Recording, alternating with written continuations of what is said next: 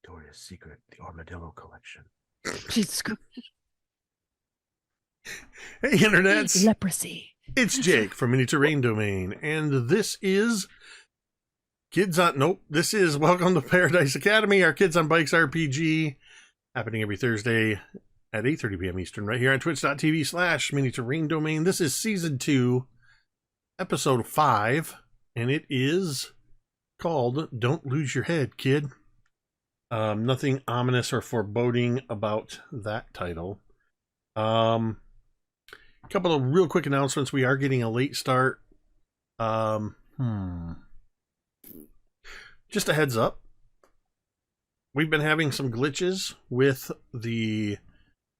I don't know what's going on. The internets are just being... The internet tubes are all twisted.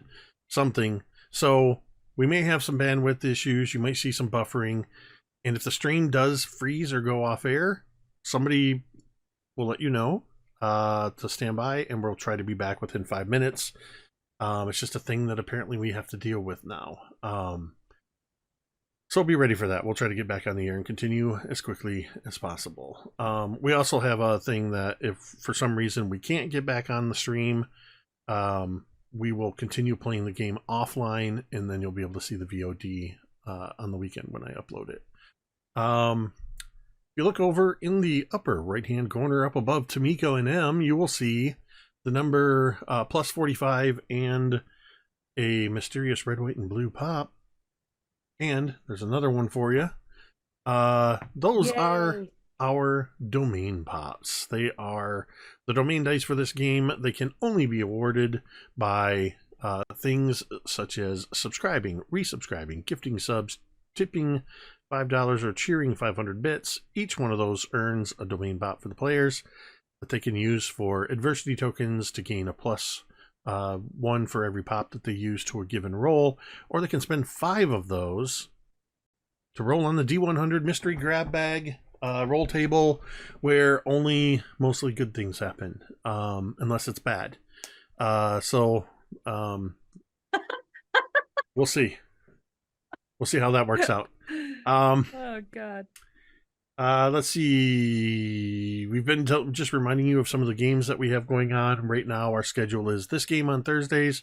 You can catch us at 8 p.m. Eastern on Mondays for Scribes and Scrolls, our Pathfinder 2E campaign. The players just recently reached level 10, got some loot, and are moving on to the next stage of the adventure. And then just this past Tuesday, we had our 10th session of Sky Metal Iron Gods, a D&D 5e campaign that is DM'd by the wonderful Game Master Vi. And fun fact, you can see Carrie and M on Mondays in Scribes and Scrolls, and you can see M on the Tuesday night game as well. And then I don't know if we have it locked in. Are we locked in on our date, Ted, for the Nerdarchy game? Yep, 23rd.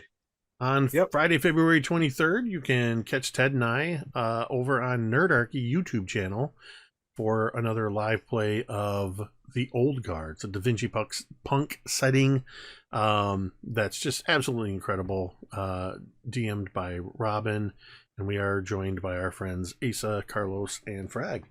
So check that out as well. Of course, there's if you're watching on YouTube, down in the information bar, there's also information about where you can find all these other players and their channel, so check that out as well. A reminder that though this is a game that features kids, it's called Kids on Bikes. We are adults playing this game, so we might be using adult language. We might be having some adult-themed conversations, as well as delving into some areas that need a content warning, such as strong emotional scenes around death and car accidents, bullying, and other types of trauma. Please keep that in mind. If that's not something you're interested in, you can show yourself out, go check out another stream somewhere else. We won't be offended. But do know that we, as players, have had a session 0. We openly communicate with one another what our lines and veils are, and we have safety tools in place to make sure that everybody at this virtual table has a good time, and stays safe. We encourage you to employ safety tools at your own tables as well. They're very important. The last thing I want to mention before we get into the game proper is, of course, our mental health reminder to, we always remind you that you matter. Your presence on this earth makes a difference. Whether you believe it or not, it's true. And I've kind of shifted this part a little bit because for as long as I've been doing this, for a few years now, I always mention that you might be struggling, and there's any number of reasons why you might be struggling. And it's okay to not be okay, and it's okay to struggle. All of that is true. But I wanted to also start emphasizing the fact that you do not have to be struggling. You do not have to be in dire straits, at an emotional low point, or having any kind of struggles at all to reach out and talk to somebody. I think it's a good thing for everybody to find somebody that they can talk to. Somebody that is not connected to any other aspect of your life, and can be an impartial listener. So regardless of what situation you find yourself in, if you're looking for how do you find somebody to talk to, all you have to do is come to our chat, type !help, as Jeremy has just done. The information will also be along the bottom of the stream. But that'll bring up a couple of URLs, findahelpline.com, or you can check out the growing list of resources at takethis.org. We encourage you to check out those sites, bookmark them, save them for yourself, save them for a friend, and remember, you matter. With that, I would like to welcome you all to Paradise Academy. It is still the first day of school. It's fitting that it's Groundhog Day. It's session 5, and we're essentially in 5th period. As we're taking the time to let everybody get adjusted to this new iteration. Things are much different than you've been used to. And for some of you, you're wrestling with those differences, trying to reconcile the old memories with the new memories. And for some of you, you've decided not to reconcile those memories, and you're trying to live in the now. Despite the fact that it appears in some ways the very paranormal nature of Paradise seems to be poking its head into the scene, and oozing into this iteration through the seams of reality, as it were.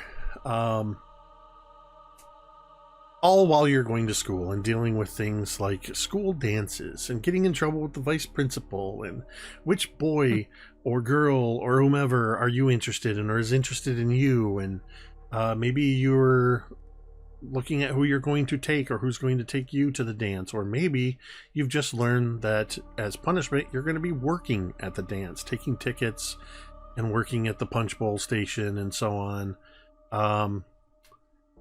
That's all what we're finding out as we continue in our day at Paradise Academy. We are in 5th period, so we're going to take a look at, I believe we ended on the note of Oak being triggered to remember the car accident. That was where our session ended last week. So we didn't really get to see anybody else in their 5th period classes.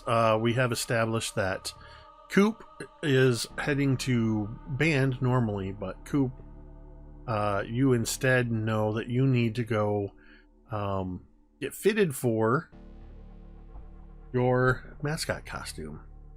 Oh my God. And start getting used to that, and that a couple times a week, instead of going to band, you will be working on learning all of the routines and how to move in the suit and things like that.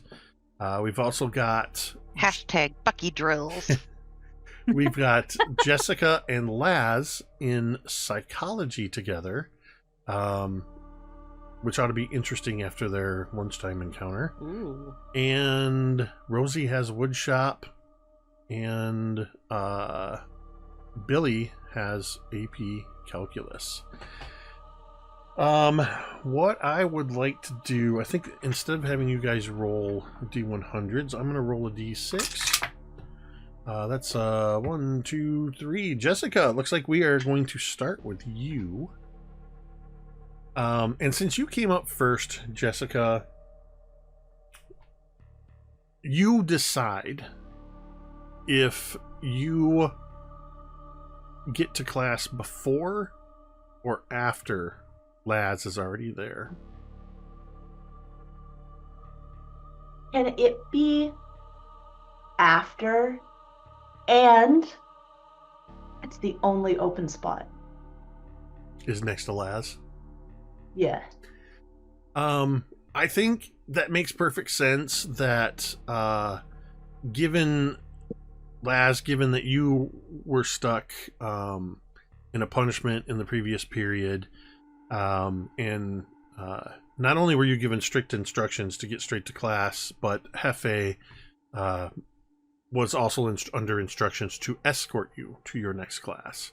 Combine that with the fact that you smell strongly of disinfectant and goat piss. A very subtle undertone, not super strong, but let me rephrase that. It's more like that, just that general barnyard smell, which quite frankly it's goat piss, we all know that, but that accounts for the fact as to why nobody is sitting next to Laz. And Jessica, that becomes very clear when you come into the classroom and you first see that that's the only seat available, and then you go take your seat. So how does that go? Jessica very audibly starts to sniff. Ew. Laz. You didn't have to sit here.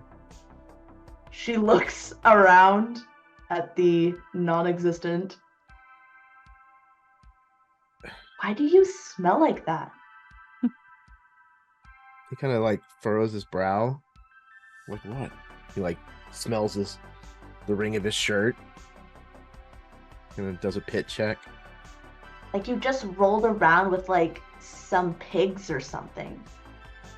Like you smell like my grandpa. Oh. Oh, God. It's kind of a long story. Yeah. There was a goat in Sharp's office. He thinks that I did it, but I didn't. I wish I had. Wait, there was a goat? Goat. Yeah. A Like goat, like horns and a goat. And you didn't do it. Why the fuck does everybody think? Do I just like look like a goat guy or what? I don't know. Looks like you might have like connections or something. I don't know what goes on up there. She like To gestures. farm She goes, animals? No. Yeah, I that's not my- gotta ask. Is there somewhere that farm animals would be here in town? The Or barn. is Not, this- not directly in town, but on the outskirts of town. Yeah, there's people that have goats. There's people that have chickens. Probably Okay. a dairy farm. Just looking at how far someone would have to go in order to bring a goat here. Not very. Okay. Like it's not unheard of that somebody could have passed a goat pasture on their way to school. To put it into perspective, the school that my kids went to, there was a goat farm across the street. Or rather, there is. But yeah. Okay. Good. No, I don't know where I would get a goat. Anyways, it pissed all over his desk. It was fucking hilarious, but I ended up with detention. You see Jessica kind of snort at that. Goats are like kind of weird. They scream, and that sounds like a person, and I don't trust them.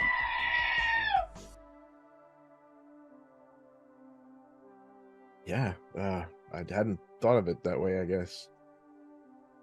I hadn't really thought of it at all until today, I guess. But what are you doing? You taking this art class or?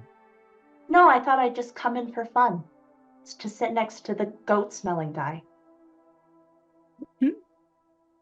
Yeah, good point. I just didn't know like you were into art, you know. You're in psychology. Psychology. It's That's fifth what I period. meant to say. Ink blots and all. Ink blots. That's, Ink blots. Lots At that point, Rorschach and shit. Oh shit! I thought it was an art class. at that point, Mr. Keatsman comes by and just kind of wraps his knuckle on your two's, or rather, it'd be on Laz's desk, but right next to where you are. Mr. Keatsman is, he's a very tall, thin, older man, gray hair, receding hairline. He has a face that he has a kind face that also somehow manages to look like if somebody took a Muppet and drew it in real life, but not in a insulting way. It's like just something about his features says Muppet. He totally looks like Wallace Shawn in my head now. He's not. Picture Wallace Shawn if he were taller and thinner. Just kind of like Wallace Shawn stretched out. Mr. Burns? He less burns, less age, less hunched over, but he wears a sort of a yellow dress shirt with a green and yellow loose tie. He's got his sleeves rolled up, and he just kind of wraps his knuckle on your desk and says, "Hey," and he glances down at his attendance book. Eccles, right? Oh, yeah, Laz. This, you do know this is psychology, right? Yeah. Okay. Just making sure that you are where you're supposed to be and that you know where you're supposed to be or where you are. I mean, yeah, like we talk about like, you know, like crazy stuff, like crazy people, and well, and he kind of turns to address the crowd. That's our class. He says that's kind of what we're going to be talking about. Not necessarily crazy as that term gets bandied about, but we'll be talking about things like nature and nurture, and we'll be looking into psychosomatic traits, basically everything in and around the mind. We're very interested to give you an introductory pre-college look at psychology. He raises his hand, kind of looking around a little uneasy. Mr. Eccles? Would we talk about like psychedelics at any point?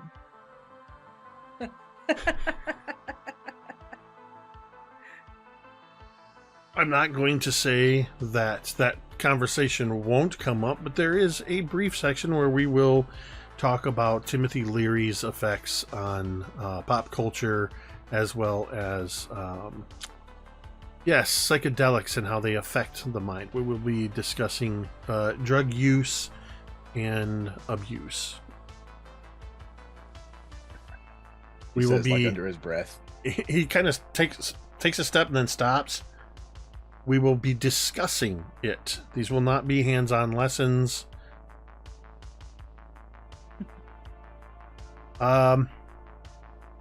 Miss Smith, yes? Yeah. I just need you to clear something up. They sent me in the class roster. Is it Jessica or is it Anne? Jessica, she says very quickly. Do you go by Jessica Laz, or Jessica chokes.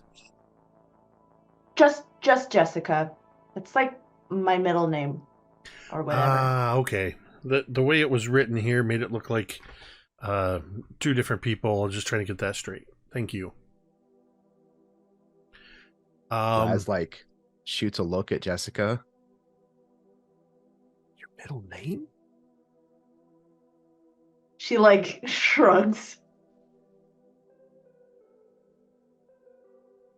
By this point, Mr. Keatsman has recruited somebody at the front of the class to start handing out textbooks. And as this kid comes around, he gets towards you, Laz, and you see as he walks forward, he just kind of goes and just takes the book and goes, "Here, take it." Laz kind of points at Jessica, like takes the book. Oh my god. Dick. Dick. The rest, at least for now, this starts to, unless you have anything you guys want to go into beyond pleasantries, at this point, Mr. Keatsman is starting to, as many teachers do on this first day, go over the syllabus in a little more detail, telling you about things he expects in his class. You get the impression Mr. Keatsman is a pretty laid-back teacher. He seems like somebody who's been at this a while, and he just can't be bothered. Not that he's given up or that he's phoning it in, but like he just doesn't let things get to him, is what it seems like. He's the kind of teacher that'll walk up and just sort of lean against the front of his desk and has a very casual manner about him. We're gonna bounce over to Woodshop. Oh boy. Yeah. Down in the other part of the class, the other part of the building, is Mr. Davenport's woodshop, which I'm not going to risk trying to open these maps because I don't want to tempt my computer Crash anymore. the whole internet. Yeah, I'm going to have to put those on my phone so I can reference them later. So I don't remember what floor woodshop is on, but I believe woodshop, automotive, metal shop, all of those are sort of in that same area on the east side of the school. Mr. Davenport is the teacher, and in the wood shop there are, similar to the metal shop, there are tools around the edges of the room. There's a corner of the room that has a bunch of planks of wood of various types, and different lengths, widths, things for, whatever you could imagine. There's lathes and bandsaws and belt sanders, as well as hand tools. And by hand tools, I mean there's an entire pegboard that's filled with old school planes and hand drills, the kind that you hold and crank like this, and chisels and mallets. There's a room that has a flammable sign on it, that Mr. Davenport has explained through the instruction that is the finishing room. That's where all the chemicals for finishing your projects are kept. And when you get to the point where you're going to be applying lacquers and finishes, you're going to do all of your finishing work in that room with proper protection. Your desks are actually about 5 or 6 foot square butcher block type tables with a couple of vices on them. You have stools, and there's a kid at each of the 4 sides of these, so that you all have plenty of room to work on projects. Mr. Davenport is explaining that in addition to doing just working with wood, some of you will have options to work with plastics, showing you, he holds up a couple examples of these. colored, they're in the school colors, yellow and red, plastic keychains that look like they basically just glued some colored plexiglass pieces together, cut them into a shape, heated them up, and twisted them. Which Mr. Davenport goes on to explain that's exactly what they did. So you'll have options for that. Of course, he goes into express detail on safety protocols, even going so far as to commend you, Rosie, for putting your hat on backwards. But suggest it's not safe. you might want to also consider putting your hair up in some kind of a bun underneath the hat. And then he turns to the class saying, all it takes is a few strands to get called in a drill press, and next thing you know, your head is gone. Okay. Oh, sorry. Now, since you are the most prepared coming into this class on day one, would you like to help me in demonstrating some of these tools? Yeah, sure thing. Excellent. We're going to start with with one of the sanders over here, and he starts talking about how the sander works, and he shows you before turning it on how this is the one that has a flat metal plate and it's a spinning disc, and he says you carefully hold your board and you're going to feed it towards on the side that's coming down. If you do it on the other side, it'll kick up and hit you in the face, break your nose, you're going to bleed all over my floor. I don't want that. Do it on the other side. Okay. Are you ready? Yep, I think so. He reaches over and flips the switch, and you hear that. Now, these machines are... It's 1985. These look like these machines are from sometime in the 40s or 50s. They're heavy industrial steel machines that have been painted in this sort of... it looks like the green... Look away, or go away green from Disney World. Yeah, it's like kind of like the green of the green doors with the brass handles, except if that green was very muted. Ooh. He flips the switch and you hear this sort of turns into a high-pitched whine. Now gently bring the board forward, keeping pressure on it. And I want you to roll me a D100. Why? No, Rosie needs all her fingers. He's gonna coop ya. This isn't fun. Oh shit. I got a 95. So that means something good today, right? So in this case, we're using my sliding scale. Oh, okay. Where I'm setting the baseline. I will tell you that the percentage of things happening is a single-digit percentage. It's very low. Good. But if you get within just a couple points of what I roll, the thing is going to happen. Also, historically, for the last couple weeks, people have been rolling within 10 or dead on every time on these checks. Yeah. You rolled a 90 what? 95. And I rolled a 31. You're safe. As you perfectly demonstrate sanding on this disc sander, and after just a moment as he's talking over top of it, I should also point out that before you did this, he handed you a pair of big heavy plastic safety glasses, the kind that have the very thick gray frames around the and then these shields on the side. Mm-hmm. And then you hear the click. Excellent work. Now we're going to move over to the drill press. And he shows the drill press. It's got this 3-handled wheel.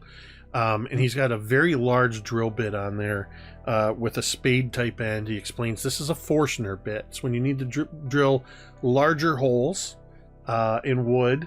And that's what we're going to do.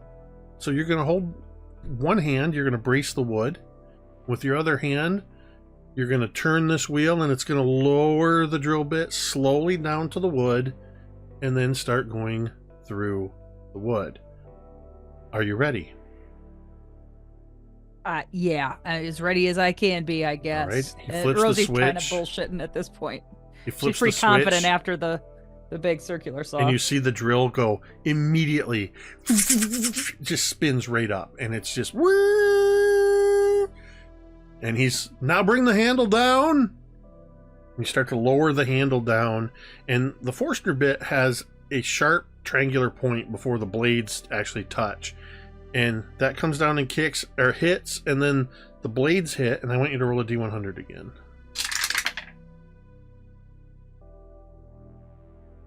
$99.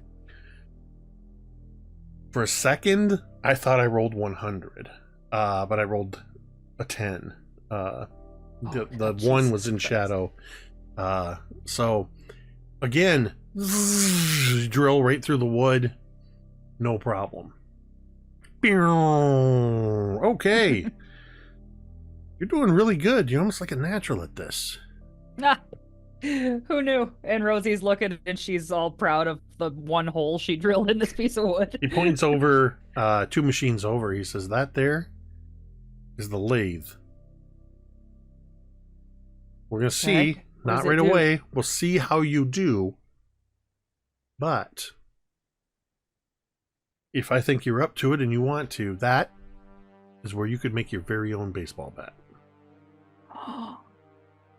And Rosie's eyes like light up and she just like if this were from Rosie's perspective, it's like all the lights in the shop go down and a single spot like just lights this thing up and she's just like in love. And he goes, but first, one final test. Or demonstration. He corrects himself. Not test, demonstration. The bandsaw. And he takes you over to this machine that stands kind of tall, and you can see a very thin blade with lots of teeth on it. And he explains how that it comes down through the plate and goes around and loops around, and the whole blade is one big band, hence the name bandsaw.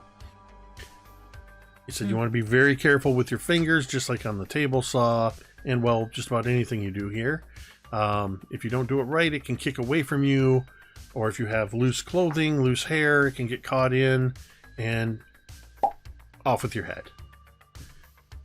So, If you could, Mr. D, if you could quit saying that, that'd be probably the best thing. this one, you're going to take that same piece of wood, and I want you to push it through the band, through the blade, right down the center of that hole you drilled. You're going to cut the whole board in half. Okay. Are you ready? Yeah.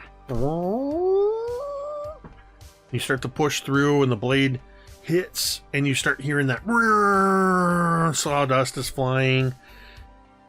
And the blade, as you're pushing through, gets close to where that hole is, and I want you to roll a D100. Okay. 84. 91. It was like 5% chance though, right? So it's fine, Well, right? Something. you said 84, right? 84. 84. Last year the Tigers won the World Series, everybody. Go Michigan. Okay. As the blade gets into the opening of that hole, and you see now that the hole he had you drill with the Forstner bit allows the blade to be completely free of the wood as it passes through. And now you're going to bite into the next part of the wood. And you're cutting into the wood just fine. Everything's going great.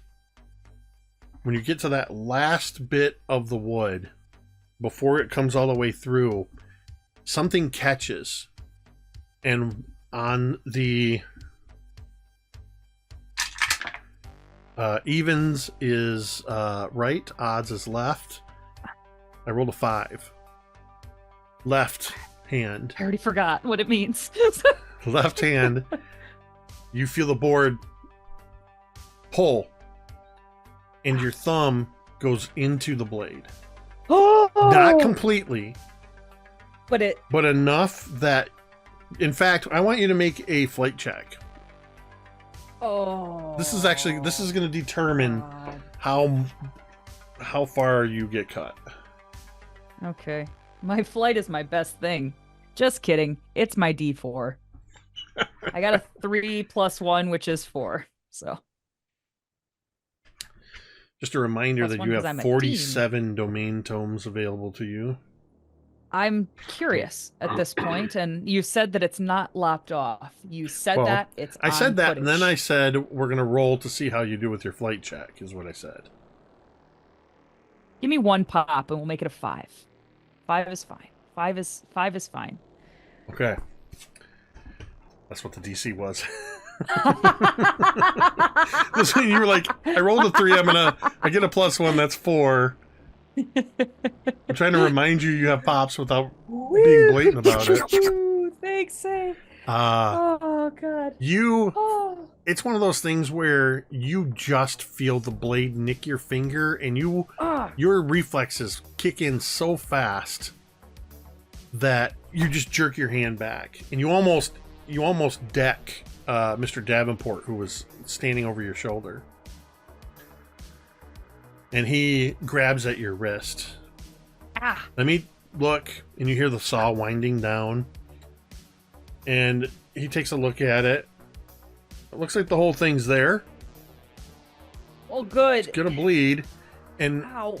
he holds. Just elevate it. You play baseball. This can't hurt that bad. No, And he holds your hand up, almost like he's holding like the champion of the fight or whatever. He says, you got to elevate it. And then he turns and says, see, class, this is why we exercise safety. This is a cut. It could have been a cut off. It could have been, and off goes your thumb. All right, go over behind my desk on the wall is the first aid station. You see the metal cabinet. He said, just grab yourself some gauze, disinfect it, and put a Band-Aid on it. You'll be fine. And Rosie, for the first time, looks at it. Does it look bad, or is it not too bad? At this point, your thumb is bleeding pretty profusely, and it looks like what probably even saved you a little bit, gave you that fraction of a second extra, is it caught and slightly split the end of your thumbnail. Ow, fuck.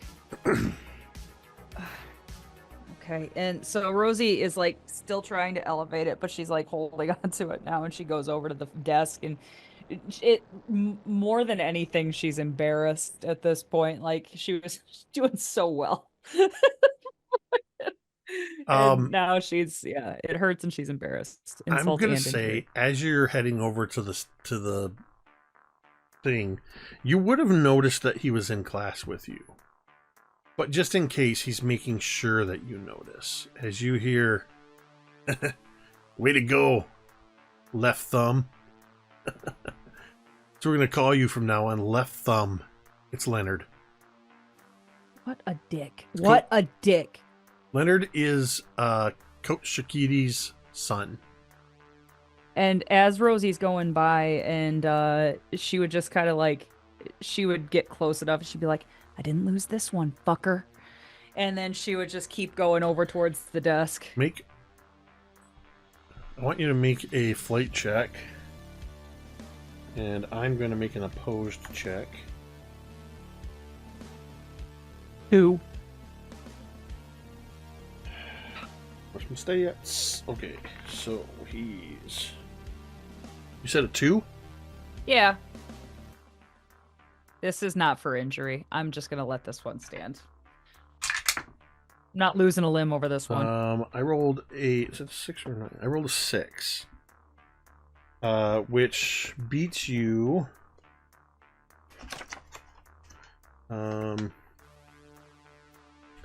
as you say that and flip him off and turn around, before you can even react to it, I forget what it's called when you do this, but as you turn and take a step, the foot you've lifted up, He just sticks his long leg out and kicks your foot over so that as your foot trails forward, you catch the back of your own leg and you fall flat on your face.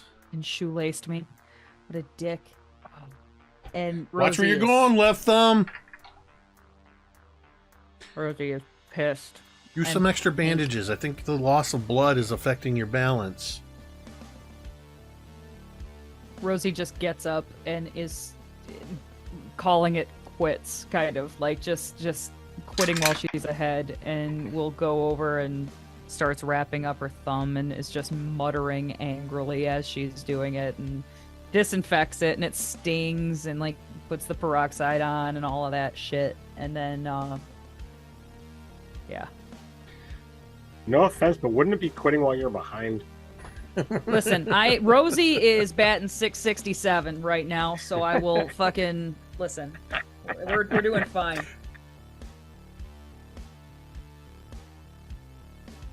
Yeah, Leonard, you can see he's kind of laughing with some of the other kids that are at his table, and the only thing that you hear is a couple of the other kids sort of sycophantically, yeah, left thumb. All right. Rosie's just plotting all of their demise.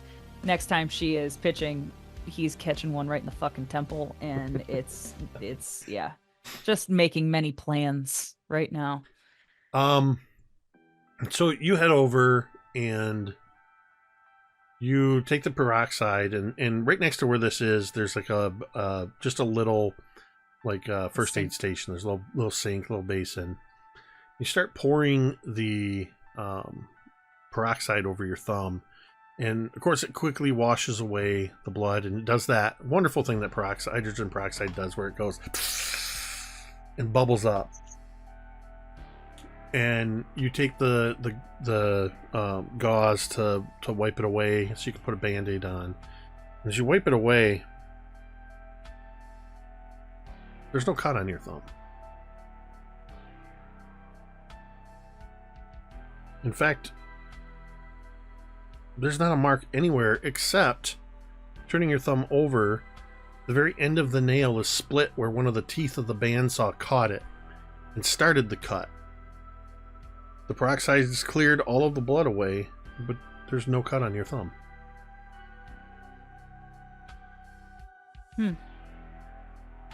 Does it hurt or not anymore? Nope.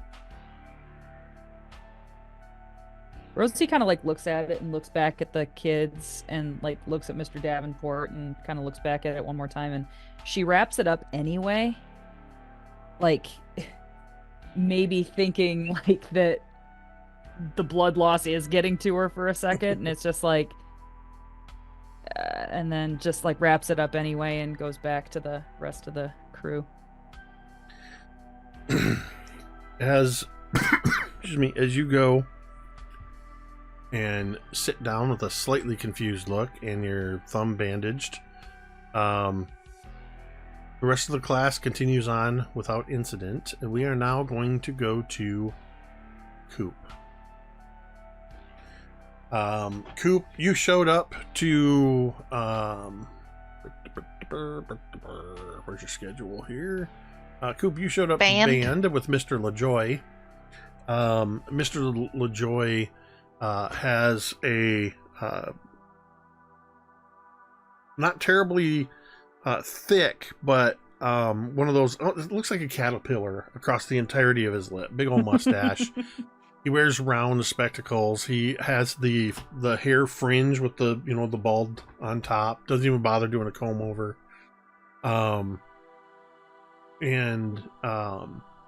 By reputation, Mr. LaJoy is an amazing musician and has a genuine passion for teaching music to kids. As soon as you walk in, he gives you a quick look over.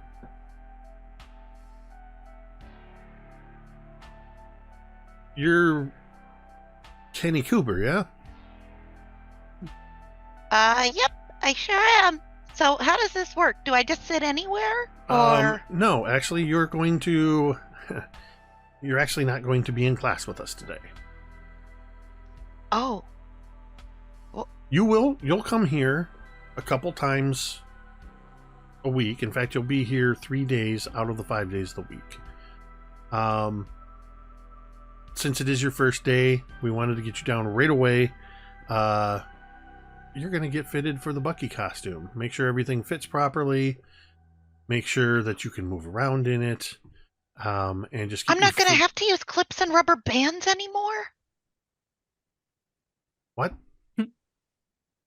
Well, before, when I put the costume on, it was too big, so we had to use rubber bands and clips and... Oh, yeah, your initial fitting, from that, they would have adjusted the internal... I don't know how the thing works. You'll be in good hands down there. That's where you're going to spend the class period. After today, Tuesdays and Thursdays, you go down for Bucky drills. Oh. So, go on down to the gymnasium. Okay, catch you later. Bye. Bye. Fuck band class.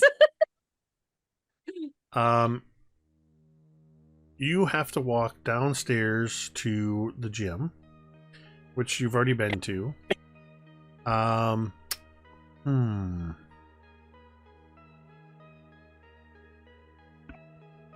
Have we established what instrument Coop plays? I'm just curious. Clarinet. Oh.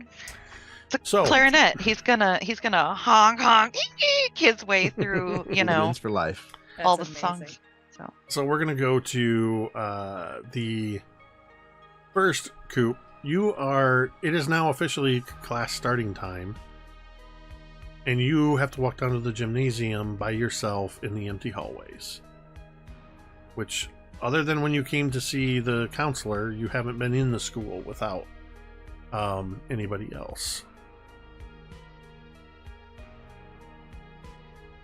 Just It's really empty, but that's okay. is Coop singing to himself. Yeah. Roll me any die and tell me odd or even. Any die? Yep. I just need an odd or even roll. Odd. Okay. I need 3d20s. 3. Mm. That's a lot of D20s, Jake. What are you doing, It's the random buddy? student generator. Oh, okay. Oh, random student generator. All right. I've got a 2, a 10, and a 4. These D20s Oh wait, I only needed aren't 2. working for me. Sorry, I only needed 2. Choose whichever one you want of the last 2. The 10. Okay. Now I need 2d12s. Okay. You're a 12. That I can't tell if that's a 6 or a 9. Let's call it a 9. And a 3. Okay, perfect. Dear dice makers, please put the little line under the things. Thanks, Tamiko. 3. Okay. I love how you signed. D12s usually have the dot Yeah. for the 6 and 9. Roll me a d8 real quick. Jake's just making sure I've got one of each die. That's cool. 3. Okay, so that'd be as you come down the stairs, you hear rapidly some feet on the stairs behind you. Like somebody's rushing to go past you, or it turns out to catch up to you. As they come alongside you, they just stop moving. Or rather, moving as fast. Looking over to your right, you see a 8th grader, 3rd year, Nathan Floyd. You know it's Nathan Floyd because he is one of the popular kids. Oh. The first day, Coop already knows who all the popular kids are. He's got this place like notched. He's got it. Oh. Hi. Should you be in the halls? Well, outside of class? I mean, one would think that I shouldn't be, but I was in band class and they told me I shouldn't be there and I needed to go to the gym for Bucky that bad, drills. huh? Oh no, I'm not in trouble. I have to suit up. Bucky. Oh, you're the kid that's going to be playing the Bucky costume. Uh-huh. Okay. Not sure how you landed that gig. You usually pick somebody from, that's had more than 1 year of experience. Oh, I have a hook for a hand. I think they like that novelty. Whoa. That's really cool. And he just reaches out and grabs it and kind of holds it up.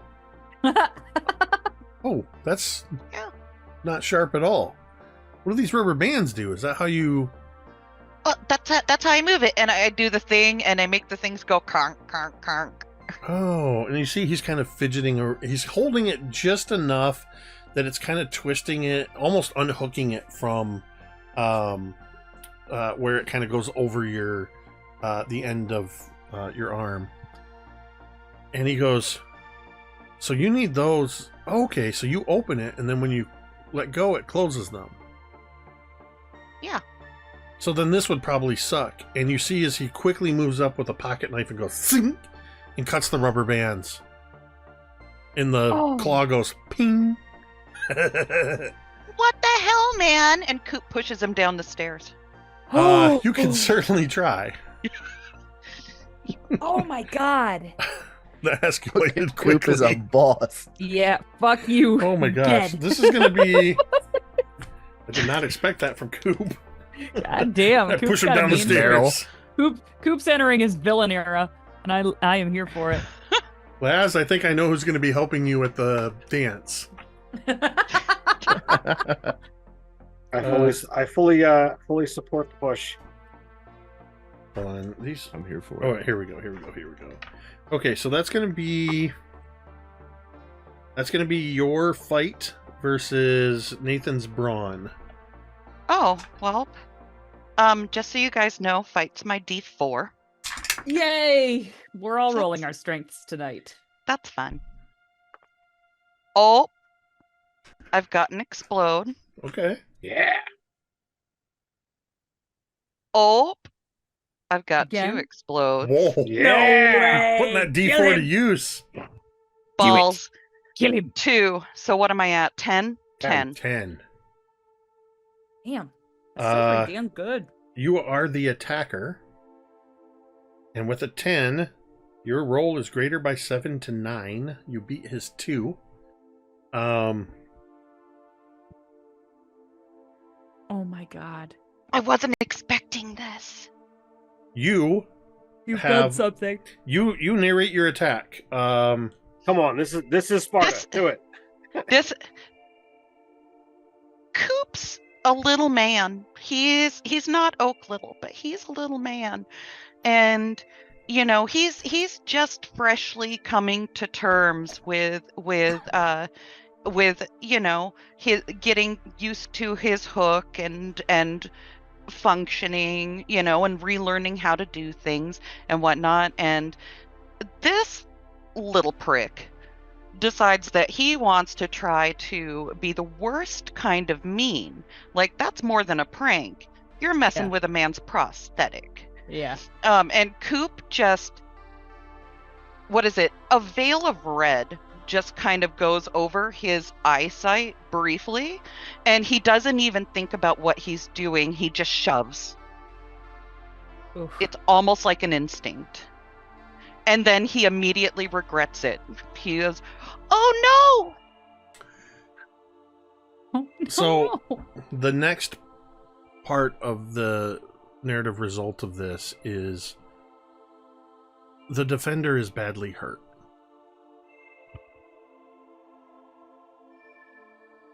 As you push him, he doesn't so much fall down the stairs as you were close enough to the bottom that when you push him, you shove him with more force than you realize you even had. and he misses every step and goes straight back, landing on his back. And you hear a thud sound as inertia, when his back hits, his head snaps back and smashes into the tile. Coop's gonna run down and just be like, "Don't move! Don't move!" Roll me. Help! Don't Roll- worry, he's not. Hold on. Yeah, don't worry, he's not. Jesus. I want you to Dark. roll me a D100. Dark. Oh, come on. Coop can't be a murderer. He's just a little man. Well, it'll certainly make things interesting. All right. Because they're not interesting enough. 15. Right? It Okay. is totally like Cobra Kai. So Oh my It's just like Cobra Kai. I don't It is, I don't dude. get that reference. I haven't watched that. Oh my god, bro. Oh, you haven't oh seen my the god. show? No, Anyway, whatever. I've seen parts Yeah. of it, but anyway, Spoilers. I have to ask a question because I just don't remember. Was it you or Oak that put on the adjusted piece of technology in the last iteration that turned into a Me. watch? It was It was you. me. Excellent. That's what I was hoping, but I couldn't remember.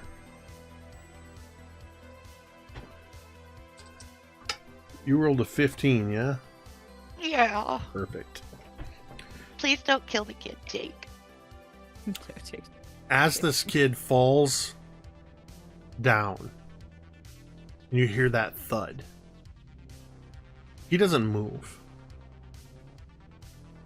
You see from your perch a few steps up as blood begins to pool behind his head. You see where in one hand he still holds one of the severed rubber bands. And in the other hand, where he was holding the knife, you see that knife sort of spun out of his hand and is just sort of going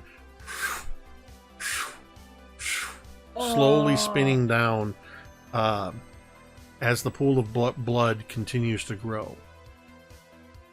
Help! Help! Coop goes knocking on the nearest Before you classroom door. even start to yell, you see that knife come to a stop and then starts going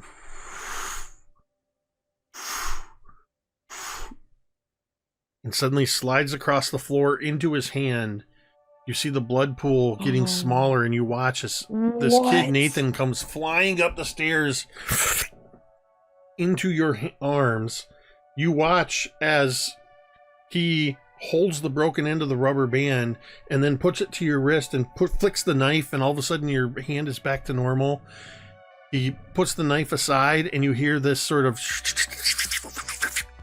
as he runs backwards up the stairs, and then you hear just the sound of your own heartbeat for a moment as there's a sort of a stutter step in his reversing steps. And then you hear as Nathan Floyd comes hurrying down the stairs and suddenly stops next to you where you are descending on the stairs. Hey, should you be out of class? Wandering around the Oh halls? my god. No, I shouldn't be. Thanks, I've got to go. And Coop takes off. You just hear Nathan Floyd just goes, weird ass kid. And then Nathan just turns and continues down. He actually goes in the opposite direction. What? Dude. Oh my That was Jake a brilliant just scene. You- Blew my mind. Very visceral. Very. Oh Sorry, my God. normally I don't like to cut Oh. you off in your narrations, but I knew this was going to happen at a certain point, so it would have happened before you. Before you yelled for help. Yeah, before you yelled That for makes help. sense. In fact, the word "help" might have gone help Help. right back into your help. mouth. Fuck. So you go running towards the gymnasium.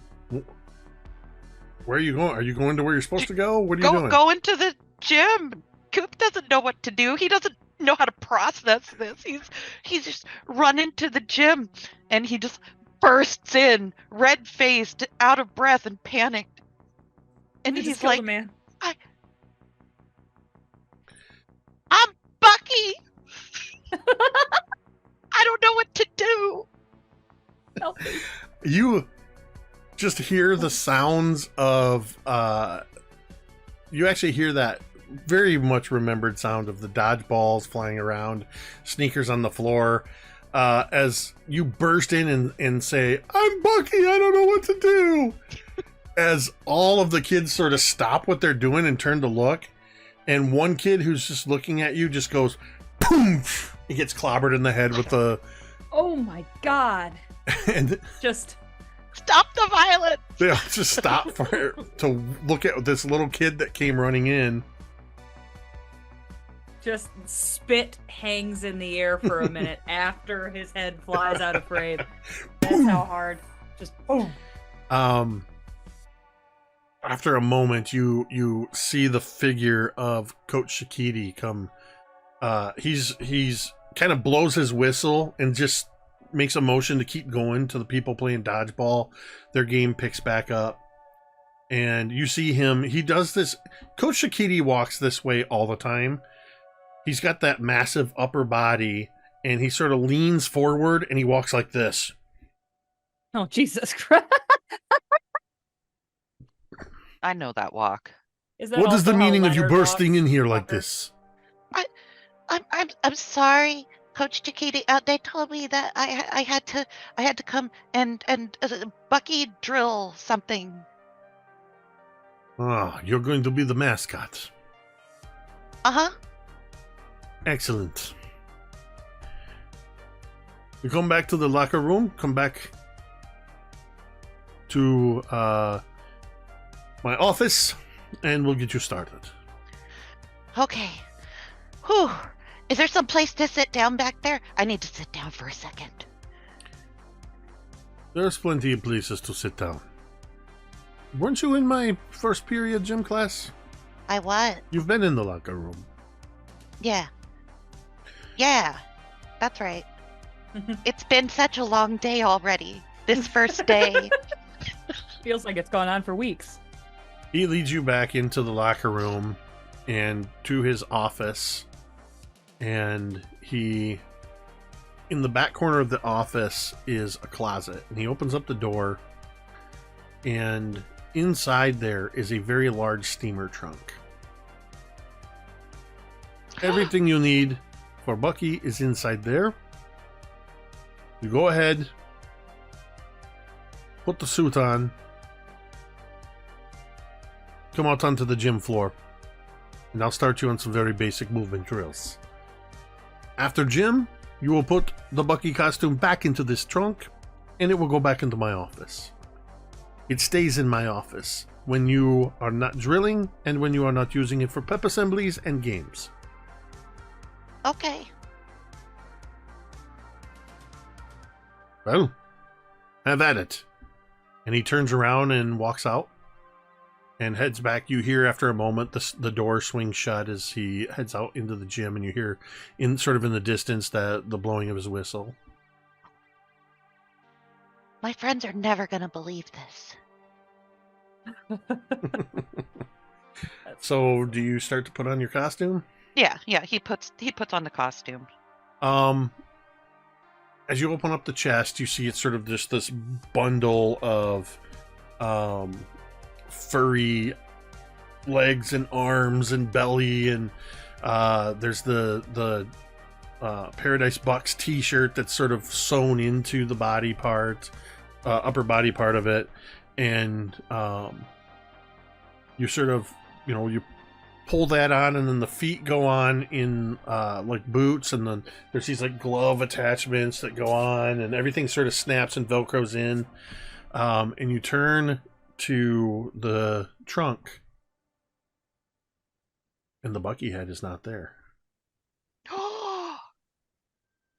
No head. Fucking Laz. Oh, sorry. Leatherhead. Don't know why that was my instinct.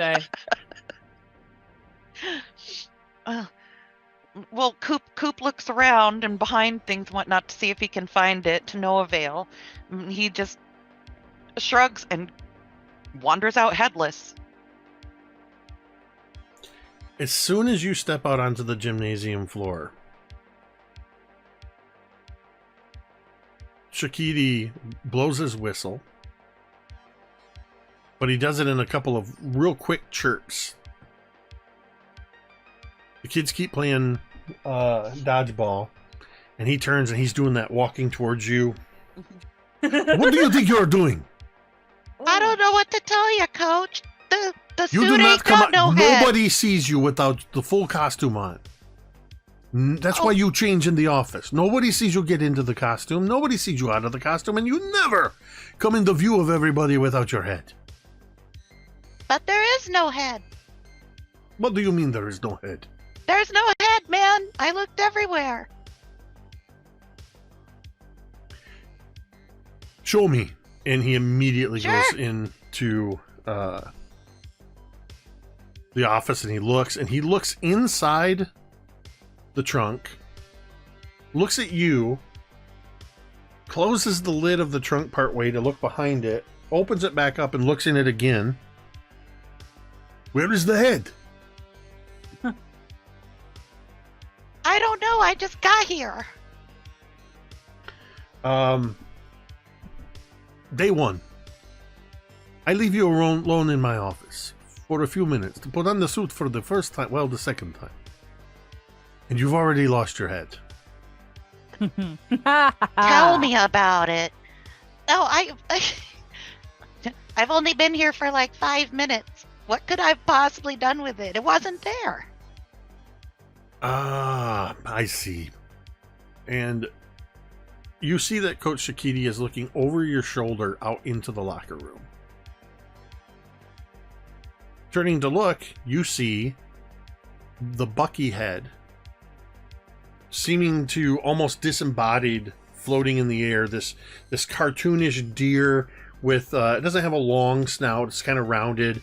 These big fuzzy antlers that some people joke that from a certain angle, Bucky looks like a moose because they're sort of flattened out, and you realize as it comes out of the shadows of the locker room that there's a kid holding it, sort of. You can't see them. They're obscured behind the head as they're bringing it forward, and you just hear from behind it, "Sorry, Coach. I had to go get the head. It was the last piece that was being cleaned and adjusted for the new kid." And he comes walking in, and he goes, "Here, let me." And you see as the head just sort of lands on top of you backwards, and then turns around, and you're actually looking through the way it's done is you're looking through the neck of Bucky, and through the neck where there's a little bit of this gauze, so there's a little bit of a hazy view. You see Nathan Floyd is the one who had just put the head on you. Creepy. Oh, Sorry, well, I didn't mean to be so late with this. I was trying not to be, but I knew that if you didn't have your head, Coach or even you would have killed me. probably more likely Coach, eh?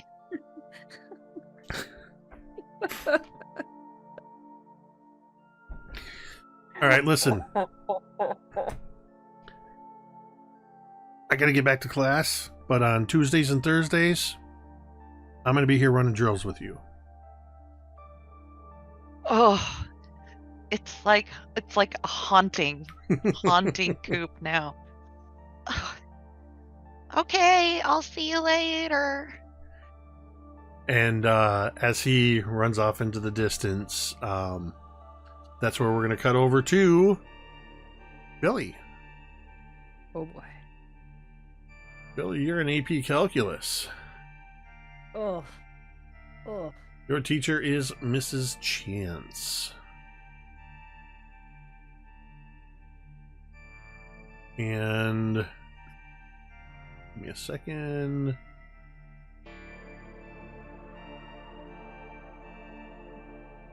Okay. Got that. I'm just sorry. I'm checking some of your NPCs. While Jake is taking a second, check us out on teespring.com. At teespring.com, we have all kinds of great t-shirts like the one Jeremy is wearing, the one I'm wearing, and the one Tamiko is wearing when she's not off camera. We have them on coffee mugs and tank tops and hoodies and obviously t-shirts and so much more. Teespring.com. Just search Mini Terrain Domain. All right. So you're in the you have AP Calculus with Mrs. Chance, and as you take your seat, very quickly, you hear somebody very quickly take the seat behind you. They sort of almost throw themselves into the seat. And then you hear the seat sort of that sound that the desk feet make when somebody's scooching it. That sort of as they scooch in closer until the front of their desk touches the back of your chair, and right just behind your ear you hear, "Billy, man, I've been waiting all day to get to talk to you." It's Robbie Diamond. Oh, Bobby D. Robbie D. What's up, man? It's been a day already. I was not even done with it yet. We're closing on the end. I don't know how you managed to keep an optimistic outlook on calculus. Well, I mean, as you well know, this, math stuff comes easy to me, so. Yeah, you don't have to work at it like some of us do. You and Abby. Yeah. Speaking of which, and he kind of points over to the next row over. There's an empty seat. Have you seen Abby at all today? So Billy kind of takes a moment, as Abby's not one that, like, he knows who she is, but she's not someone that he typically talks to a lot, because Abby's generally the quiet, observant type, unless she's answering a math question. But he looks over, doesn't see, and no, I actually don't think I've seen her all day. Man, it just seems unusual for her to miss the first day of class. The way I was talking to her last week, she seemed like she was going to get here early. And I haven't seen her all day. Say. And he gives this kind of weird sideways look to you. You haven't seen anything else weird today, have you?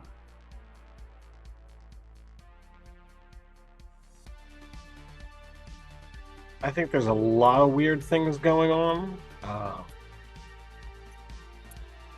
But this is you we're talking about. So you tell me what you think is weird that you saw. I don't know, man. It just seems like something's off. How was your summer? My summer was just like your day. Things are off. Yeah? Now, in my memory, what do I have as far as, like, this guy is supposed to be my best friend in this iteration? Did he go away for the summer? What was his deal? I think, like a lot of kids, he probably had a couple trips planned with his family. That just a couple weeks before school started, he was supposed to go with him and his family and his extended family with cousins and stuff down to Sandusky, Ohio, to go to Cedar Point, the amusement park. And he was pretty excited about going on a fishing trip down to off of the pier down in Muskegon, to go salmon fishing with his grandpa.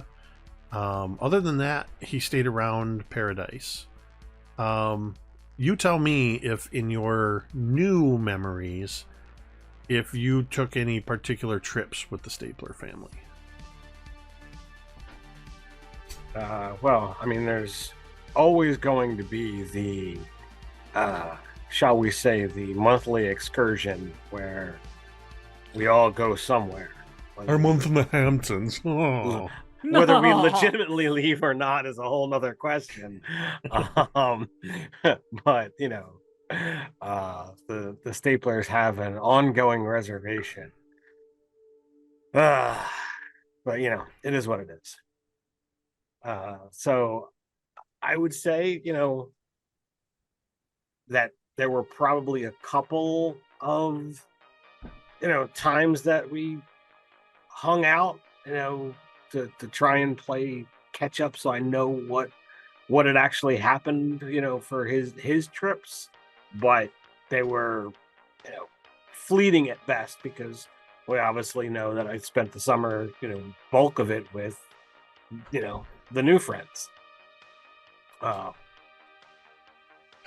know, so I would get in a little bit into that of like, well, I kind of hung out with some other people this summer, you know, some that aren't necessarily ones that we would generally hang out with, and it was kind of a bit of a bizarre situation. So, did you see the 7?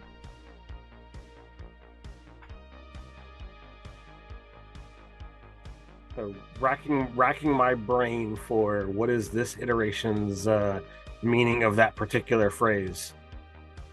Well, you know what the previous iteration's meaning of the 7 was. Yeah. And Robbie is looking at you, just waiting for your answer. Testing the waters. With that long of a pause, Robbie goes, "Come on, man! You know we watch The Magnificent 7 every July. Did you watch it?" Yes. Oh my god. God. We never talked about it afterwards. That was when you and your family were gone on your monthly retreat. So we didn't get to watch it together this year. I just wanted to know if you went ahead and watched it, because even though I told you that I wasn't going to watch it and I would wait, I didn't. I watched it. I didn't feel like waiting either. So All right. we can chat about it whenever you like. All right. Well, it's good to see you back at school, and we'll just have to see if we can survive any weirdness that the school wants to throw at us. Well, what weirdness are you talking about? Because I've felt some of the teachers are paying too much attention to some of the students. Like in a creepy way? In some kind of way.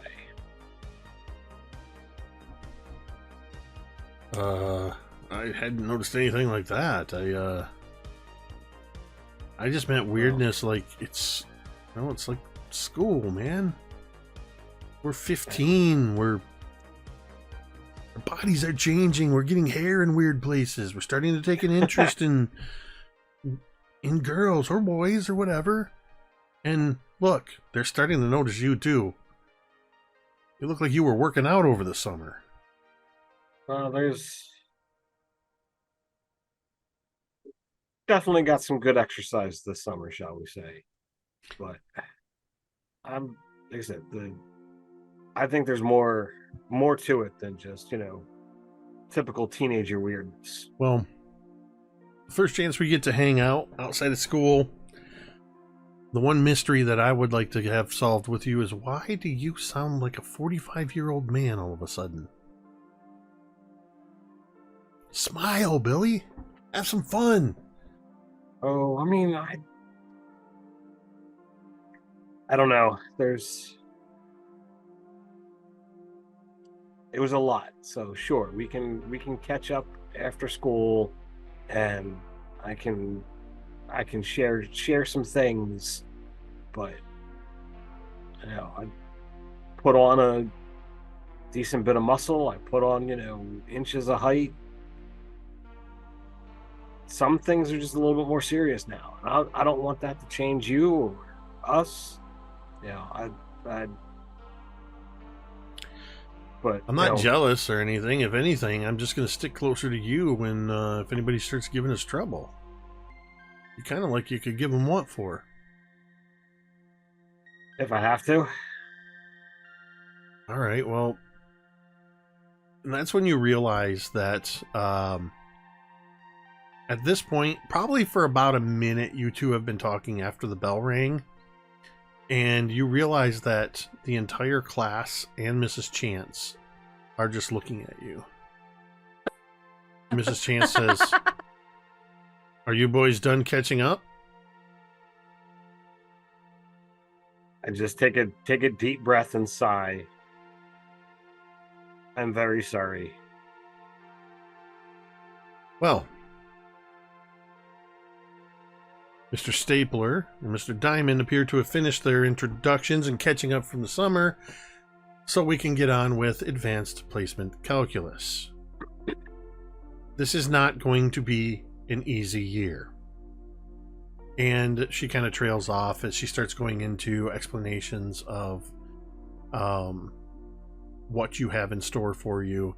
This is an area I'm not comfortable ad-libbing in because I'm terrible about math, and we have a math Starts teacher. talking about discrete principles first. We have a and math then, teacher in our midst. Fucking so- derivatives and how calculus fucking blows and Newton. There's a whole fucking unit on Newton.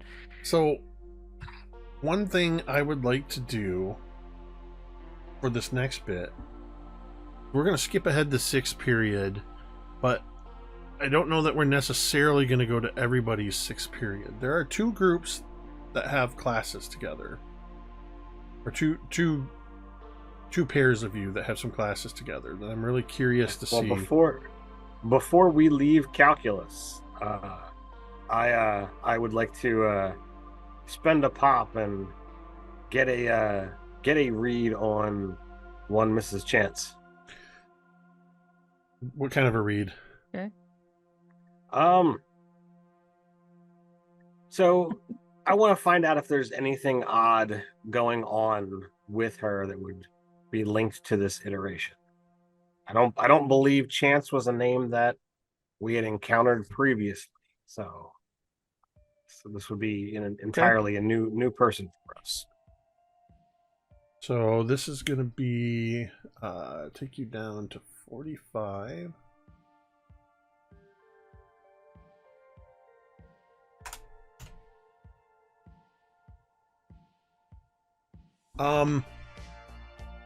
This is using your strength intuitive. Yep. I have to answer honestly. Yep. And I will tell you that Mrs. Chance, the only thing I can tell you about her really is that she has a reputation for being a merciless teacher. She expects you to pay attention in class. She expects you to do the homework outside of class, which she doesn't give you graded homework on the regular. She gives you the odd problems to do at home so you can check your answers. But she has regular quizzes, tests, and the exams. And she's very, like I said, very strict. Outside of that, there's nothing that rings unusual about her, and absolutely nothing that seems to tie her to any of the weirdness you've experienced either in your previous iteration or in this iteration. Now that seems like you didn't learn a lot, but if nothing else, you can cross Mrs. Fine. Chance off the list of suspects. That is my goal here. Eliminate them one by one. Dig through the secrets and find what may. I'm not going to get gold mine on every single option here, so. All right. So what I'm interested in is we have Laz and Coop have art class together, and Jessica and Rosie have phys ed together. Oak is in AP Lit and Comp, and Billy is going to Mr. Hamilton's Intro to Business. And I will just tell you, Billy, since we're still on you, when you get to 6th period, Mr. Hamilton's class is, you don't know how he did it, whether it was intentional or just the luck of the school supply lottery, whatever. But all of the furniture and decor in his room, including his suit, shoes, and shirt, seem to be somewhere on the same spectrum of beige. From light to dark beige. Everything seems to just... It's like all color is leached from this room. And you realize very quickly that that is a foreshadowing of Mr. Hamilton and his class. His personality is beige. He has no personality outside of, no sense of jokes or anything. Ugh. He's just very droll. Wow, I'm really looking forward to this class. To put it, to even further give you a sense of it, his entire syllabus presentation is on a slide projector. I'm talking the old-fashioned chkunch. Oh my god. And these look like the same slides he's been using probably for the last 15 or 20 years. Now, I would like Laz and Coop and Rosie and Jessica to roll D100s.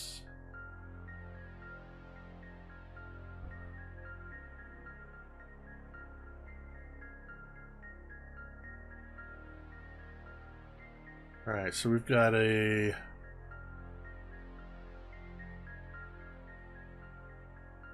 We've got one... What is that, 101? I don't think it's possible to roll a 101 on 58 plus 43. Oh. Yes. 101. Okay. 78 sure. plus 35 is 113. Yes. So we're going to go with Coop and Laz first. Sorry, I realized I thought in my head adding the numbers together, but did not say it out loud. No, I got a 58. I followed along, Jake. I did Points not. for you, Ted. Congratulations. Well, I just came from math class. Teacher's pet. After 3:30, I'm off the clock. Oh. Sorry, I just tried to breathe water. It didn't work. That's tough. Ooh. Fighting bats. So we're gonna, we're gonna go to. Uh-oh. We're gonna go to 6th period art with Laz and Coop. No, I'm not foaming at the mouth. I didn't get bit. Just making sure. Just making sure, Okay. man. So Who's in class first? So in the classroom, your teacher is Mrs. Neebley. She is in her late 50s, early 60s. She's one of those teachers that always wears a dress. And they're usually just very either single color or have, some polka dots or stripes. Not the kind of extravagant or eclectic clothing you might expect from an art teacher. The classroom is a very large open studio with tables pushed together, easels all around the room. There's places within the room where different types of art classes happen. On the far side, there's kilns and throwing wheels and things for clay and ceramics. There's a whole every art supply you can imagine, from charcoal to pastels to oils and acrylics, all of the brushes and palettes and everything that goes with that. Laz rolled the higher of the two of you, so Laz is going to determine which of the two of you are in class first. I think Laz is actually first.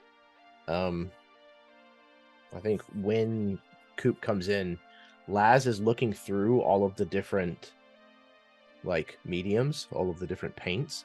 He's looking to see if they happen to include spray paint here.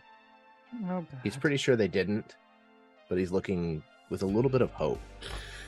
I will tell you, there is an incredibly low % chance, but I want you to go ahead and roll a D100 anyway, because we like to let dice decide things.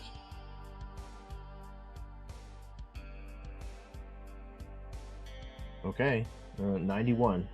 I rolled a 62. There is no way in hell Vice Principal Sharp would allow spray paint medium to be taught in this school.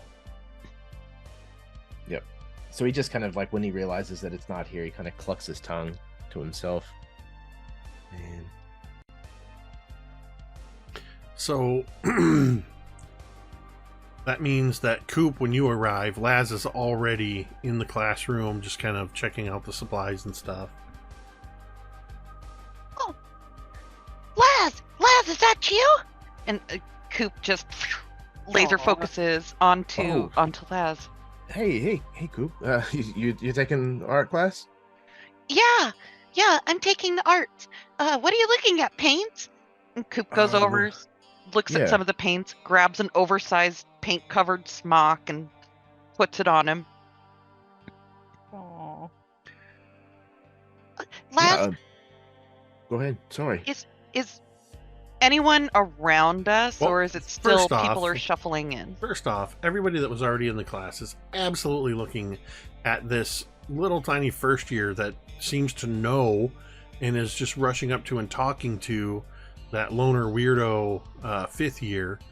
So you've caught the attention of a couple people. But it's more just like they're kind of like, what the hell looks, and then whatever. Laz, stage whisper. And Coop's like kind of tugging on Laz's shirt, so he'll bend down. I had a really bad day. I was in the hallway and this thing happened and Laz, I killed the guy. You what? He says the like guy. way too loud. But just shh, don't draw attention. It's okay because right after it happened, time went backwards and it never happened. No. Oh no. There's kind of like a visible like color that drains out of Laz's face. Oh my God. You're talking about like the weird shit again? Yeah. Oh. And Fuck. I'm really glad that happened, but I'm shook. I'm shook, Laz. And to be fair, that guy was kind of a douchebag, but I'm really glad. I'm really glad he's not for real dead. But like he was?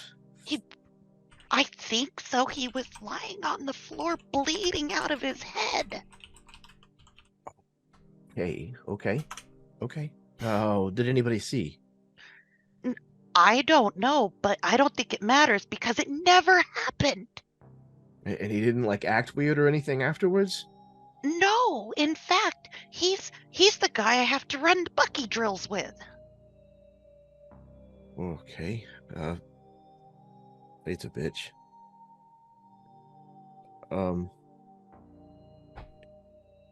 Look, Coop, I'm sorry that you had to go through that, you know, or not go through that. Whatever the case might be, you know, that you're remembering that at least. But try not to hang on to it, you know, too much. Let it go, if you can. I'm trying. Boy, Look, it's been a day. we've Why had do a you lot of smell like weird a shit happen. urinal? What? I think it's goat piss. Look, we had Anyway. a lot of really weird things happen to us over the summer. Maybe we're not out of the woods yet. It sounds like you had a weird day too. Well, yeah, it's been kind of strange. It's like I'm remembering two versions of everything. Me too. And like some of what we did, like it seems so real, like a dream that I had, but I can't shake the feeling that it's real. Coop just kind of looks at you like with the side look and holds up his little hook. Burr, burr, burr. Oh, cool. Of course, I'm sorry. Yeah, of course it happened. I like all that shit with like the staplers and the stapler house and like everything falling apart and everything.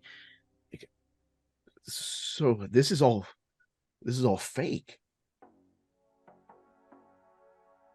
Yeah, I think so. But it seems really real. Yeah. Like I'm living a new dream.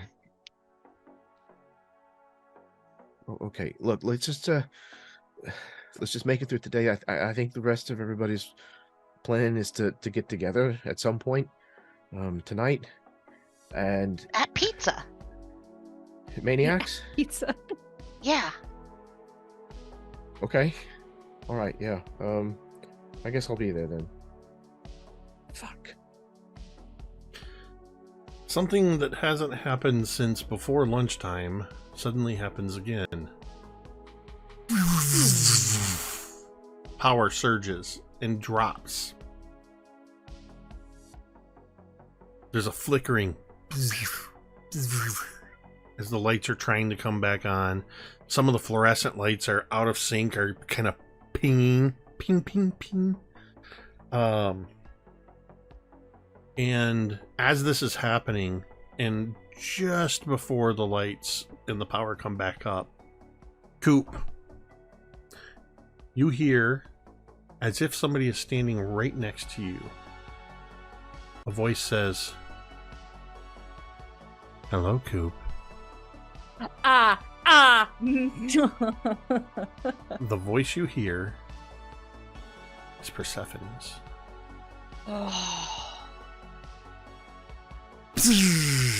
The power comes back on, the lights flare, and one of the fluorescent tubes goes and shatters, and glass rains down.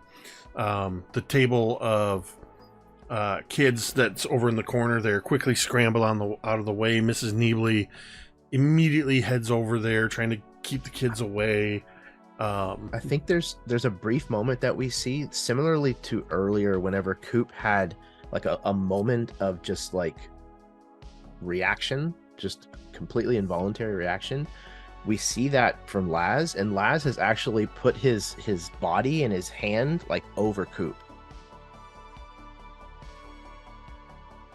Thanks, Boo! And Coop just looks up at you and goes, "Weird shit's happening today." Cool. If we can get through today. The lights flicker out. You hear the sound of power starting to come back on. But in the gymnasium where Rosie and Jessica are, those lights are like the mercury vapor lights. They take a while to come on. Once they're turned off, it takes a bit for the ballast to warm up. So you hear the whistle from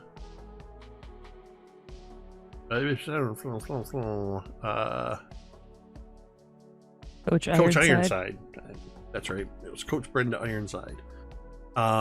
She blows her whistle and says, "Nobody move!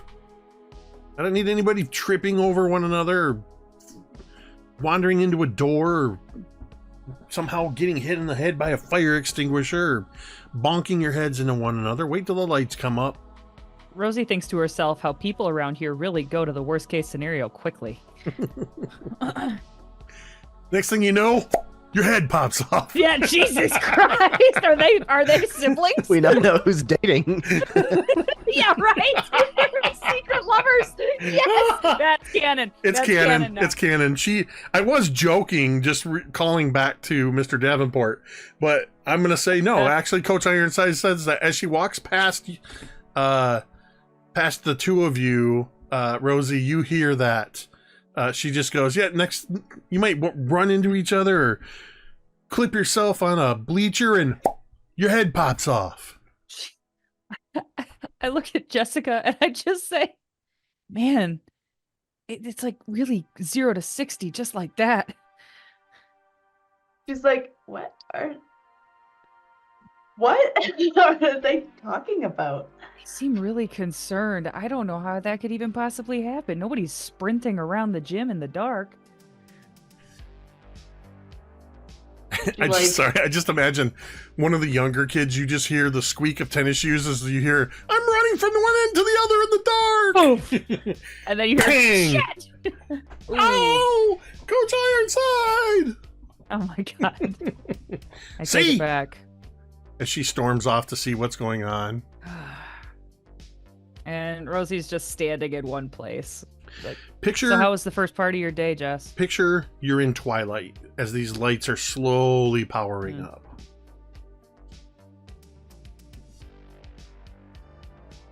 Yeah. How was the first part of your day, Jess? Yeah, Jessica, she's like, ugh. It felt like this day has lasted forever. Yes. Like a long time. Like a super long time.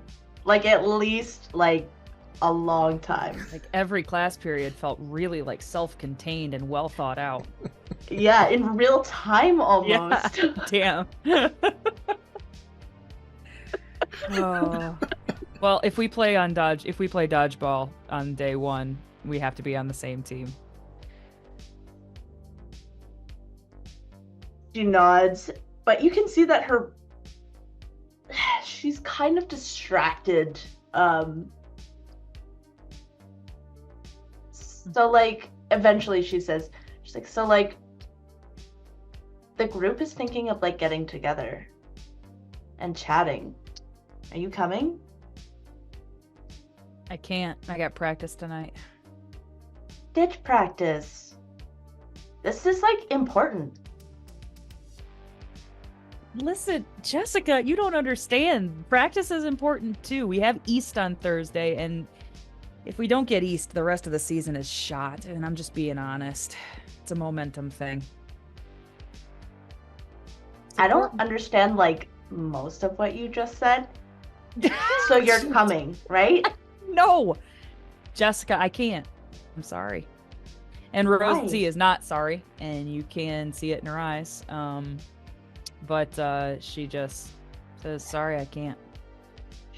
God, you're just like Laz. You see, like, Jessica is kind of like, she gets like angry looking as she like looks to you. Listen, it's not personal, and if you ever say that I'm just like Laz again, I don't know what I'm gonna do. I might have to, pop you right in the mouth. She like looks around for like a popping noise as if she's half expecting someone to make that, but oh god.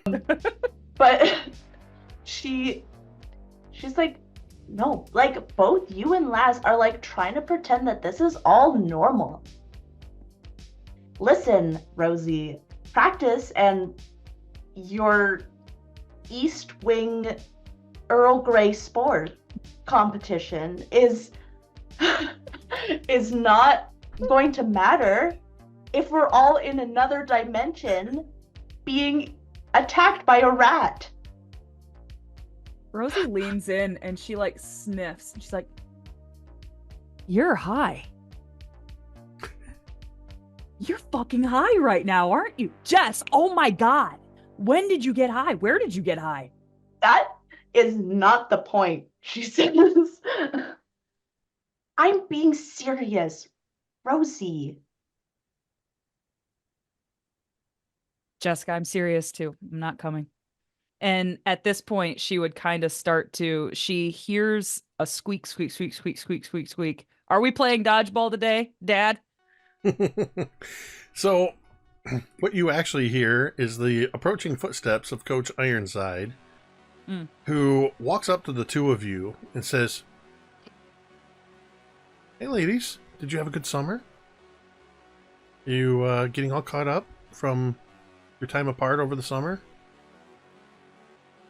Have you shared on the latest secrets and dished on all of the latest hot goss?" Coach Ironside, you never told us say not that to- again. If you're you told us done, not to move. we've got some dodgeball to play. Sounds great. And right in both of your faces, she just goes, "Dodgeball!" And rather than going through the whole rigmarole of choosing teams, we're going to do an abbreviated thing because Sick. But I will say, going into this, Jessica and Rosie, you are on opposite teams. Rosie is afraid because she knows how strong Jessica is. This could end badly. This is not good. So I'm gonna go ahead and we're gonna modify this a little bit. I would like the others to grab a d20. Jessica and Rosie, you will actually be using your fight versus flight skills. But just so we can see some more results of these games, I want to see how these go. So Ted, Tamiko, and Jeremy, I'll roll a d6 and tell me odd or even. Odd. Odd. Oh, Okay, well, that didn't work Hello. out. What are the numbers that you rolled? 5. Un. Oh, okay. Ted and Tamiko, you are on 18. Jeremy, Oh my God. you and I are on a team. Oh boy. So as this dodgeball game commences, in the first game, Jeremy, I want you to roll against, you choose your target. Ted or Tamiko. I'm going for Tamiko. You're going to roll D20 versus D20. Honor system here, Ooh. folks. Oh yeah, Easy baby! peasy. Nice. Oh, it's like Coop's playing. That's a 2. I got 3. So Just the two wimpy Noodle kids. arm versus noodle arm. just You throw like a girl. briefly Rosie says describe across how the gym. unimpressively you knock out this kid. I think that it's at the very beginning of the match. They both rush the same ball. Oh Both god. put their hand on it. And there's like a moment where they both like look up and lock eyes with each other. And he literally grabs it, pulls it out of his hand, and just bounces it off his nose. Oh, beans. Now go sit down. Damn it. All right. Ted, go ahead and pick your target between me and Jeremy. I'll roll off against you, sir. All right. Boy, attaboy. Wow. Side note, the way my screen is arranged right now with all of our windows, it went like straight across. It's very patterned right now. This is great. All right. What'd you get? So are we using the standard system, Or or you're are just we rolling a d20. All right, I rolled a natural 20. Oh, snap. I rolled an Oh, 11. Good fucking night. So how do you take out my kid? So I imagine this is one of those things that the other teammates, the balls are coming in, and he's just whoever it is that I'm doing, knocks the balls aside with the one in their hand, and total face shots you. And I just imagine that my kid's looking left at the kid to his, or left at this kid getting taken out, looks right at this kid taken out, and when he looks forward, all he sees is red dodgeballs. And it's that exaggerated hits him and causes him to do like a full-on Whoa. flip. Bam! Little birds flying around his head. As he like flies backwards 20 feet. Jessica and Rosie. Yeah. Roll a d6. Each Both of of you. us? Yep. Okay. I got 5. Jessica, Oh no. you are the attacker. Your fight versus Rosie's flight. Okay. Oh great. Oh god. Alrighty. Oh. 18. Oh god. What did you get, Rosie? Oh.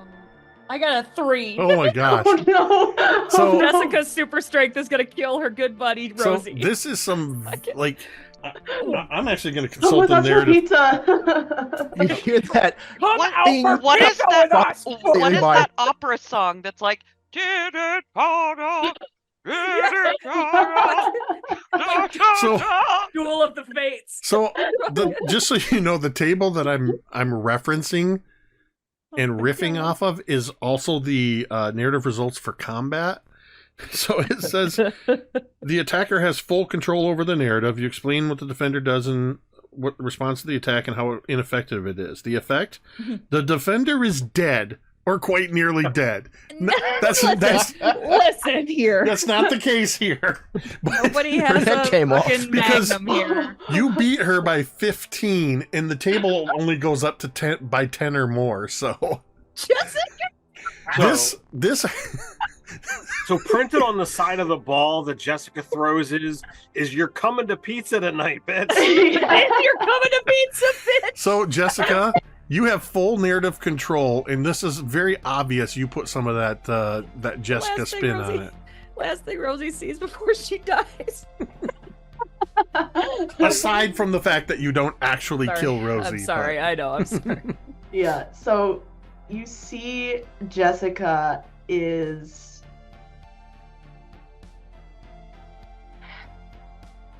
I imagine, Rosie, you look you're dodging everything that's coming your way. I imagine you're pretty confident, you're very deftly, weaving your way back and forth. And there's an instant where you look at Jessica and you can't quite put your finger on it, but Jessica obviously still looks like Jessica, but there's something off, Sinister. different, just in how she holds her face, in how she expresses herself. You see this weird look as Jessica takes this dodgeball, and you see her wind up as she looks at you, and she throws it blindingly fast. You see it coming, but it is so quick that you don't even have any time to move, and it hits you square in the chest. Ooh. And I would say with such force, surprising force, that it wins you. Mm-hmm. Yeah. I'm going to add to that. Mhm. Rosie, I need you to roll a D100. There is a 10% chance that this breaks a rib. When has that ever happened? Not 98. I rolled a 28. You're safe. Okay. I was gonna say, if this happens, Jessica is responsible for all of the kids' injuries in this. Yeah, right. Thanks. Who's next, bitch? Yeah, you definitely have the wind Rosie does like kind of like knocked out. stagger back, and she's been hit by many a dodgeball in her life, but it's like surprising, like Jessica said, and she kind of like almost like goes down to like not her hands and knees, but like down to kind of like one knee, and just has to like get her wind back essentially, and is like, that was too hard, that was mean, and she looks up and she kind of like is confused at like why Jessica would do that to her. Yeah, definitely. Mean is a good word for it. Yeah, wasn't part of the game. Yeah, yep. There is now a chance for Rosie to retaliate. Rosie, you are the attacker. Great. And Jessica, you are the defender. Obviously, it's a new game. Great. So do I? What do I roll? Do I roll? You roll something? fight. I forget. Versus roll Jessica's flight. Okay. Terrific. I rolled a 1. I rolled an 8. Okay, if that's by 7.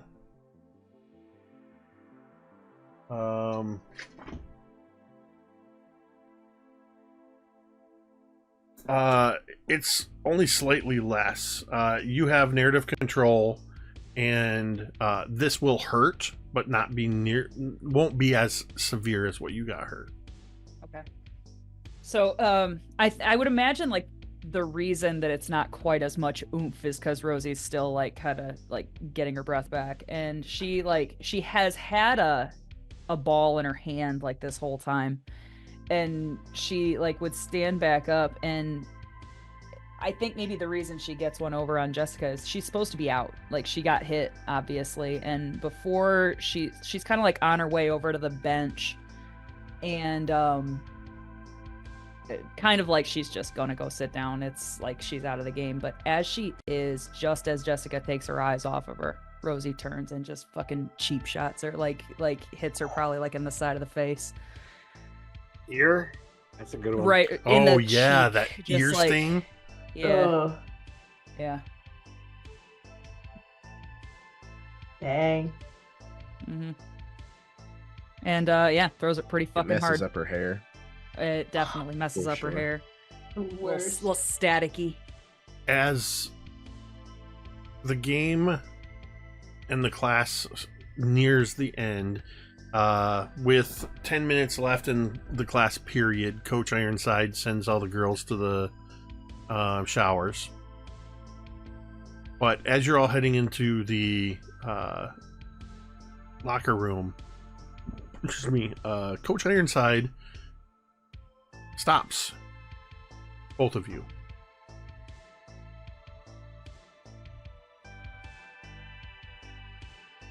I don't know what the two of you have going on between you. Keep it on the dodgeball court. Because if you take it outside of this gymnasium, I'm afraid you're going to kill each other. One of us will. I'm going to pretend I didn't hear that. Keep it on the dodgeball court, and if anything does bleed out of this classroom, this gymnasium, you'll have a choice between going to the school counselor or the vice principal. Or, Miss Gunnarsson, perhaps you would like to go see the principal. Jessica snorts at that. No, ma'am. You'll be along with her, Jessica. Now hit the showers and not each other. Rosie just turns and doesn't say anything else and goes towards the locker room. She's walking quickly. Do the two of you ignore each other then for the rest of the class period? I think so. Or do you not? I guess. Em's over there looking like she's trying to decide. Does Jessica? Yeah, I was like, I guess Rosie would kind of, she's stewing. I guess it would take probably 10 minutes to shower and redress and all that shit, and then just kind of waiting for class to be dismissed. And Rosie knows if she says anything, she's gonna say something stupid, and so she decides to turn the other cheek. I think what happens is as they're waiting, I mean, Jessica, gets dressed in private, away from any, I don't know, mirrors or anything like that. But as they're waiting, Rosie, you would just hear Jessica say beside you, and maybe you don't know if this is to you or to herself, but she says, I thought it would be different.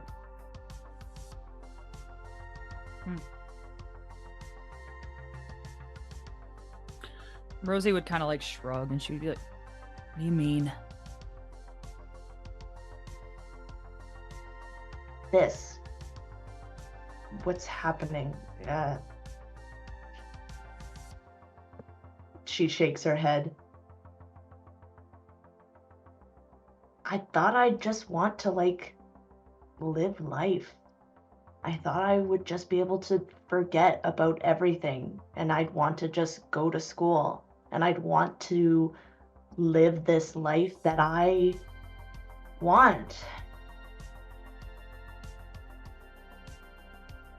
And she's like, and I can't stop thinking about what's gonna happen next, how we're gonna be fucked with next. And she says, after a pause, and she's like, and it makes me frustrated or whatever that you and Laz seem to be fine with just ignoring everything. I think Laz made a choice. This is, you're making it sound like a curse. It's not. It's Then like a what second is it? chance. It's a second chance.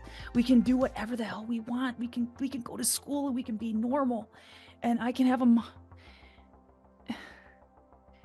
and we can just be normal for a bit, and that's fine. And you can be too. I mean, you're fucking Jessica, and you can be the fucking homecoming queen. And don't you want that? I thought so. I thought I wanted that more. I would do anything for that. She says, I did. And she kind of pauses before she can continue. But how can you go through your day without looking over your shoulder every 2 seconds, thinking someone's gonna say something, do something, something's gonna happen? Fucking look at Coop. about him? That it's still there. His arm. I know, Still but gone. you're right. Look at Coop.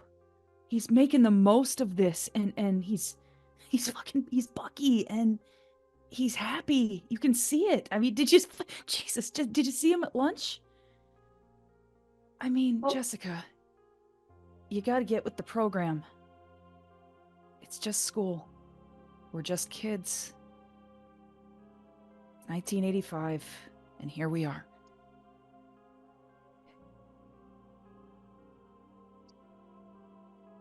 You can see she's picking at her nails, her cuticles, as she's looking down. Yeah.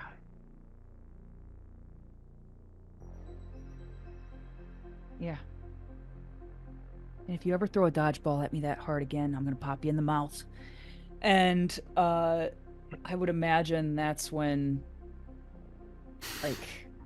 the rest of the girls kind of start to come out of the locker room, and almost narratively Yeah, I think Jessica says, as if you could get a punch in. Rosie smiles. Yeah. The final bell rings. School is out for the day. There's the mad rush in the halls as students are running to their lockers, putting books away, grabbing jackets, backpacks, whatever. The rain outside has still persisted. It's still a light rain, gray outside.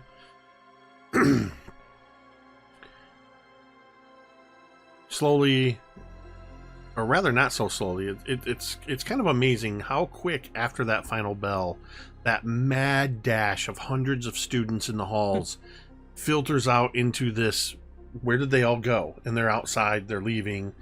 There's a handful, when you get outside, there's a parking lot where there's, in this small community, there's two buses, the north bus and the south bus, that a handful of kids are getting on. There's a handful of kids that have cars, the older kids that have cars and drive to school. And then other people that are hopping on bikes or walking as everybody's crossing the parking lot and getting ready to leave. Rosie, you would have to go outside and cross the parking lot to go to the field house and then go to the practice field. So what I want to know is, are you all sort of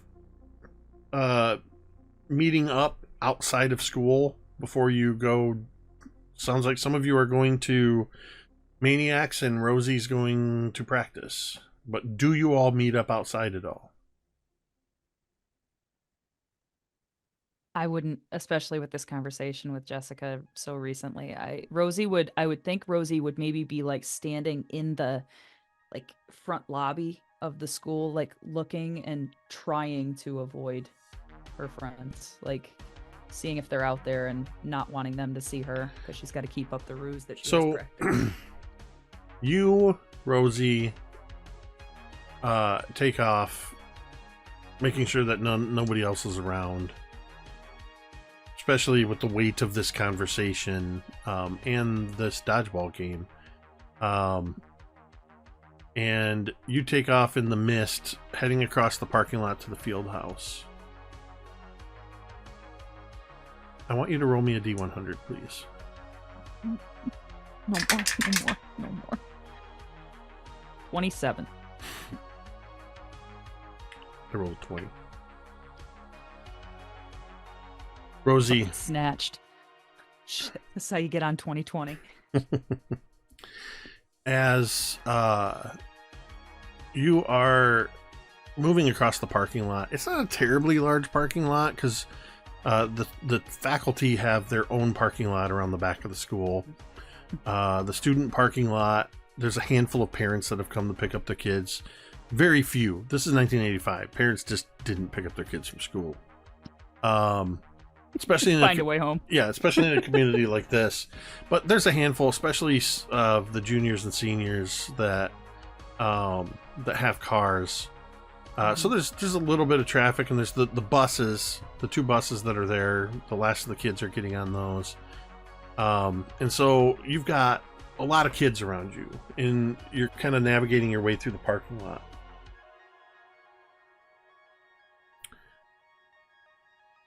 One of the let me see who this might be. Let me look at your. I already met them. Them. That wouldn't be them. Wouldn't be them. Them. I want to pull from one of your. You know what? We've seen this kid before. So I think we're going to see him again. A Chevy Silverado 1500, 1984, has this sort of metallic blue. You just almost looks brand new. It's got a little bit of larger tires on it. behind the wheel of the truck is Dallas Rogers, the jock that comforted Oak. And there's a girl in the front seat with him, and he's distracted by her. And he's driving across the parking lot just a little too fast. Just as you come out from behind the bus, or from in front of one of the buses, Rosie. And with your 27 to my 20, as you come out, you look suddenly to the right, and you see as Dallas suddenly looks forward, and the last thing we see is the front of the Silverado, and we hear as Rosie gets hit and goes tumbling backwards, and your head hits the pavement, thunk, and as you black out, the screen goes black. And that's where we're ending tonight's session. Fuck. Oh, Why you gotta do that to Rosie like that? Why you gotta do Dallas dirty like that? Dallas is such a good boy. Yep. He was not doing anything wrong. No. Oh, no. Oh, no. That session was all over the place. Yes, it That was. was good. We need fucking Chad here to ground us. That is why. God. That is why we have fucking little Chad up there just taunting us with his adorable child smile. And Yep, that's young. I think he said he was about 11 there. Is that what he said? off the rails. Off the and that's rails. his grandma. Yeah, That's awesome. I wanted to get us out. I wanted today to be the last of the school periods. Hey, the rest of you, you're gonna have a wonderful time at Mystic Pizza, or not Mystic Pizza. Maniac. It's Mystic Pizza in this iteration. Yeah, Maniac Pizza. And we're not gonna know Because we it's all already thought been Rosie established was that going Rosie's not gonna be there. Oh my god. So Rosie's made her intentions clear. I'll be honest. I went into tonight's session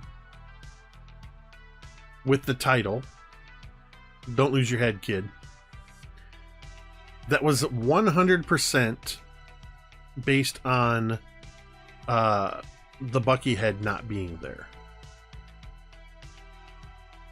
Everything else that happened, it was just serendipity to kind of tie in the off goes your head. It was sort of intentional to play into the title, and then we kept taking it and going with it. But a lot of the stuff that was happening was based on dice rolls and just seeing where we were going to go next. Even the mysterious event that happened to Coop happened because of the D100 roll. Oh yeah, right. Damn, So, son. Okay. But there are certain other things that, as always, I've got little things for each of you. But then you all also kill it with interactions and amongst yourselves, and I definitely wanted to bring Robbie D to get the two of you to have a chance to interact. And no, I love this session. I hope you guys had a blast That was with a it. good one. We made it through the entire session without the computer freezing up, so which is that's awesome. amazing. Yeah, And at 2.5 hours an episode, 5 hours in, that's 12.5 hours to play a single day of school. Yeah. We did it. yeah. I loved Hooray. your. How many school days are there in a year? I again? loved your fourth wall. 182.3 I knew student you'd hours. know. I loved your fourth Okay, wall. All right, multiply that by 5, and that's how many episodes we'll have this season. These classes feel like they're entirely too long. Like they're passing in real time. It would be just like Jake to give us was like amazing. actual tests that we need to pass, otherwise there's consequences. If you think That's there the won't be at least one exam during this game, you are Fuck. mistaken. Listen. I think Carrie is saying that you're going to give us as players tests. Oh, That's what I'm saying. it's gonna be So That's the level of immersion. I will we can say I expect here don't at have it Many Terrain planned. Domain. I don't have the actual one planned, but I have from the get-go when I decided we were doing school that there is going to be some sort of exam that your characters will be taking, but it will be also a test for you, the players. I just have to figure that out. You should use the Scantron that Tamiko sent. Yeah, right. That's right. We had a Scantron conversation earlier. Bro. So There's one teacher in my building who still uses Scantrons, and I can always hear him going through just. That's wild.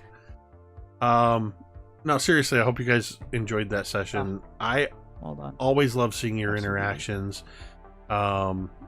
Just not knowing where you're going to go with it. So great session, well done, everybody.